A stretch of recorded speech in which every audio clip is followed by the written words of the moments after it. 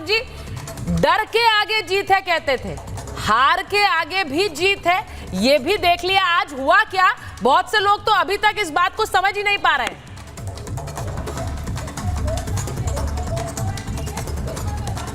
देखिए सुचरिता जी, ये सारा खेल इकोसिस्टम का था।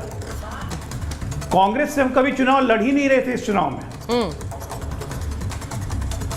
क्योंकि हमें पता था ग्राउंड पे कांग्रेस हमारे सामने कहीं टिकती नहीं है। तो पूरा इकोसिस्टम से चुनाव लड़े थे पिछले 1 महीने से।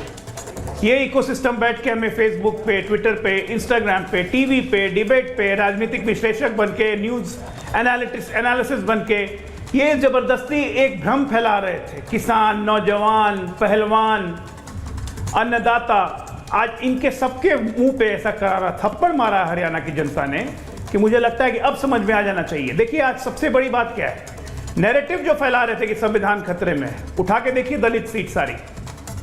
दलितों को समझ में आ गया कि कौन सा नैरेटिव। एक ही नैरेटिव चला पूरे हरियाणा में, विकास का, नरेंद्र मोदी का नैरेटिव, जो पिछले 10 साल से।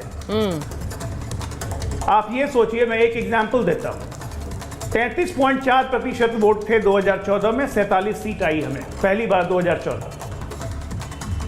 36.3% वोट आए 2019 में, सीटें घट गई 40। हाँ। लगभग बराबर वोट, 39.8% वोट हमें इस बार आए। इसका मतलब 3% मत वोट में वृद्धि। हाँ। और 49 सीट, यानी कि सीटों में भी वृद्धि। ये होता है ग्राफ ऑफ एक्सीडिंग, ऊपर चढ़ने का ग्राफ, नीचे घटने का ग्राफ नहीं। रैलीज, प्रधानमंत्री ने 2014 में पहली बार 14 रैली की, क्योंकि हम हरियाणा में कभी अपने दम पे सत्ता में नहीं आए थे। 5 साल बाद जब हम सरकार चला चुके थे, प्रधानमंत्री की रैली घट के हो गई 6, क्योंकि हमारे काम के दम पे हमें बहुमत मिलना था। हाँ। जब 10 साल सरकार चला चुके, प्रधानमंत्री की रैली हुई 4, क्योंकि हमें काम के दम पे बहुमत लेना था। हम हरियाणा के घर घर जनता में, दिल में घुसे हुए हैं, क्योंकि 1,40,000 नौकरियां जो हमने दी, बिना खर्ची, बिना पर्ची के दी। ये बात हरियाणा के हर गांव में था।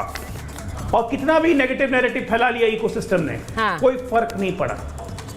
अच्छा, आज ये इकोसिस्टम हारा है। ये इकोसिस्टम जो लोकसभा में एक्टिव हो चुका था, संविधान खतरे में है। देखिए अब अजय जी, उस इकोसिस्टम जिसको आप इकोसिस्टम कह रहे हैं, उसके तो 3 चेहरे इस वक्त स्क्रीन पर हैं। अजय जी हैं, कांग्रेस पार्टी के नेता हैं। भाटी जी, आप भी उस इकोसिस्टम का हिस्सा है। बकौल अजय जी और राजेश जी भी हैं। राजेश जी भी हैं। ये प्रत्यक्ष रूप से सुचरिता जी। हाँ, अच्छा, ये प्रत्यक्ष रूप से। भाटी जी मुस्कुरा रहे हैं। भाटी जी, आपकी अच्छी बात है, हारो जीतो आप मुस्कुराते रहते हैं। अब इसे आप अपनी हार की तरह देखें या कांग्रेस की हार की तरह देखें, वो अलग बात। लेकिन ये हुआ क्या है? जी बोलिए, बोलिए, कंप्लीट करिए। 10 सेकंड सुचरिता जी, 10 सेकंड बोलिए प्लीज। मैं कह रहा हूं, भाटी जी को तो बेइज्जती कर दी कांग्रेस ने। जिस भाटी जी की पूंछ पकड़ के कांग्रेस 16 सीट लाई, यूपी में 8 सीट, जो भी लाई 8 सीट लाई है, हाँ। उस भाटी जी को हरियाणा में घुमाना भी उचित नहीं समझा। अहिरवाल बेल्ट में अखिलेश घूमते, तो अखिलेश को भी अपनी जड़ों का था लगता, गाए बगाए कांग्रेस को मदद कर देते, लेकिन कांग्रेस ने उनको इस लायक भी नहीं समझा। अब ये ऐसा लग रहा है, मध्य प्रदेश में अखिलेश फकलेश किया, यहाँ तो पूछा ही नहीं। देखिए, अब वो अखिलेश जी की बात कर रहे हैं, वो कह रहे हैं अखिलेश जी को यूज करना चाहिए था, वो नहीं किया। वो बनाना चाह रहे थे गठबंधन आम आदमी पार्टी से, आम आदमी पार्टी चाह रही थी गठबंधन हो, वो भी नहीं किया। लगा कि नहीं, हम खुद निकाल लेंगे सीटें, लेकिन हच रही हो गया। सीधी बात ये है, पोल पंडित रॉन्ग है, नरेंद्र मोदी राइट हो गए।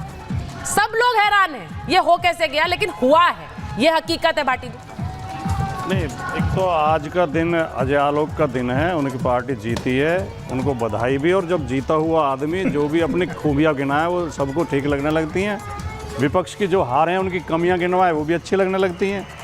लेकिन ये सच्चाई है, आज ये बिल्कुल नकार है, बेशक नकार है कि हरियाणा में किसान बहुत ज़्यादा नाराज़ थे, नौजवान नाराज़ था, एंटी इनकम्बेंसी थी, बीजेपी से नाराजगी। पर कहाँ गई भाटी जी? मैं उसी पर आ रहा हूँ। हाँ। ये क्या वजह रही है इनकी समीक्षा बारीकी से तो कांग्रेस को करनी चाहिए, हम भी करेंगे।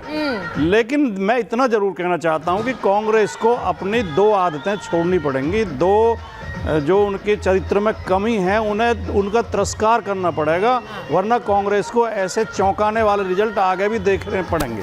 पीछे छत्तीसगढ़ में देखना पड़ा, मध्य प्रदेश में देखना पड़ा। मैं आज आपको अपना खुद का अनुभव बताती हूँ। वो तो बता दूं, आप हाँ। 2 कमियां क्या हैं? बताइए। एक तो इनका, सुनिए अजय जी, कमियां बता रहे हैं वो कांग्रेस की, सुनिए जरा जोर। एक तो इनका ओवर कॉन्फिडेंस, ठीक है, और एक इनकी एरोगेंस, ये दो इनका बहुत नुकसान करती हैं। ओवर कॉन्फिडेंस और एरोगेंस। चुनाव शुरू होने से थोड़े से पहले ये इस तरह बौखला जाते हैं कि इनके मंत्रिमंडल बंटने लगते हैं, चुनाव पे ध्यान देना बंद कर देते हैं, सरकार बनाने लगते हैं कमरे में बैठ के, चुनाव को छोड़ देते हैं।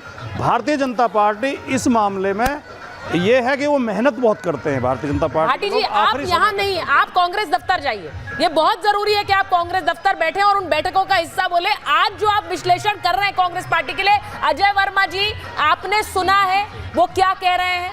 वो ये कह रहे हैं कि आपका एरोगेंस आपको ले डूबा है, आपका ओवर कॉन्फिडेंस आपको ले डूबा है। ताज तैयार हो गए थे, पगड़ियां लेकर लोग पहुंच गए थे भूपिंदर सिंह हुड्डा के घर पर। ये सुबह मैं तस्वीरें दिखा रही थी और हमने तो यहां बोल दिया था कि सरकार बन रही है।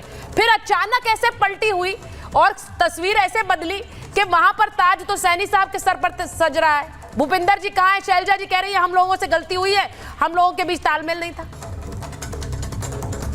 देखिए भाटी जी हमारे भाई हैं, जो अच्छी बात कह रहे हैं, उनको अच्छा लग रहा है वो कह रहे हैं। अभी मैं सुन रहा था भाजपा के उत्साही प्रवक्ता को, कश्मीर में इन्होंने 370 का मूवमेंट किया, एमपी में कोई कैंडिडेट खड़ा नहीं करा, इसके बाद विधानसभा में अपने कैंडिडेट और निर्दलीय जिन लोगों को इनके सारे के सारे इकोसिस्टम के लोग आतंकवादी और आतंकवादियों से मिला और पाकिस्तान से मिला बता रहे थे, उनको इन्होंने समर्थन करा, वो समर्थन करा। और कश्मीर में इनको 0 सीट रही, तो उस पर भी जरा चले जाएं। और हरियाणा का जहां तक सवाल है, देखिए सुचेरिता जी, मैं फिर आपके चैनल पर खुले रूप से कह रहा हूं कि हमारी जो कमियां हैं वो उन कमियों पे तो हम चर्चा परिचर्चा कर ही रहे हैं जी।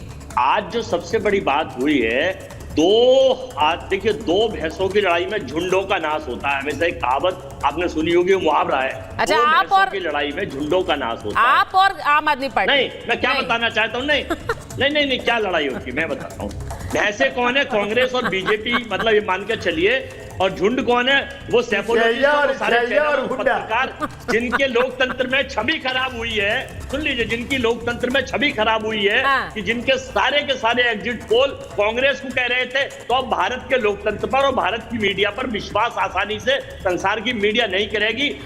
सर देखिए एक बात अजय जी, एग्जिट पोल्स लोकसभा के समय में भी सटीक नहीं बैठे थे।